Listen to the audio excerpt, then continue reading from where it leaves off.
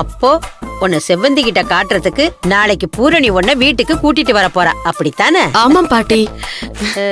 சரி செவந்தி, நாளைக்கு சிந்து நிக்கிதாவை நம்ம வீட்டுக்கு கூட்டிட்டு வரப்ப எனக்கு இந்த பொண்ணை பிடிக்கலன்னு நீ சொல்லிட்டா பூரணி அவ தம்பியும் என்ன பண்ணுவாங்க?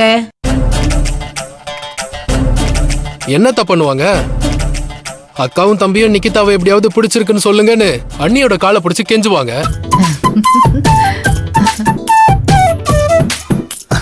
நீ சொன்ன மாதிரி காரியம் ஆகணுங்கிறதுக்காக அக்காவும் தம்பியும் என்ன வேணாலும் பண்ணுவாங்க.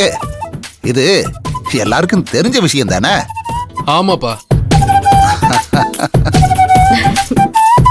அப்படின்னா நீ நிக்கிதாவை உனக்கு பிடிக்கலன்னு சொல்லிடு. அந்த ஆணவக்காரி பூரணியும் அவளோட பொறுக்கி தம்பியும் உன் காலை புடிச்சு கெஞ்சட்டும்.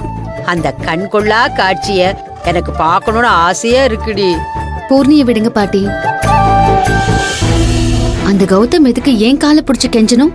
அவன் பண்ண மன்னிக்க முடியாத தப்புக்காக நம்ம சிந்துவோட காலை புடிச்சுதான் கெஞ்சணும். அதுக்காக தான் இந்த நாடகத்தையும் நடத்திட்டு இருக்கோம்.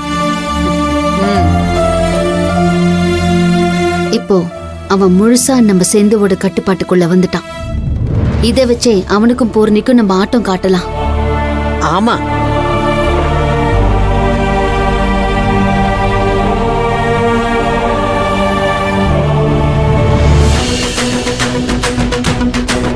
அண்ணி, பூர்ணி வந்துட்டா. ஆளை அடிச்சு சாப்பிடுற வேங்க புலியாட்ட எப்படி வரா பாரு.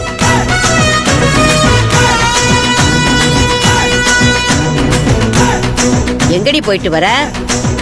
என் தம்பியோட கோயிலுக்கு போயிட்டு வரேன். எதுவும் முக்கியமான வேண்டுதலா பூர்ணி? அது எதுக்கு நான் உன்கிட்ட சொல்லணும்? நீ சொல்லலனாலும் உன் வேண்டுதல் என்னன்னு எங்களுக்கு நல்லாவே தெரியும்.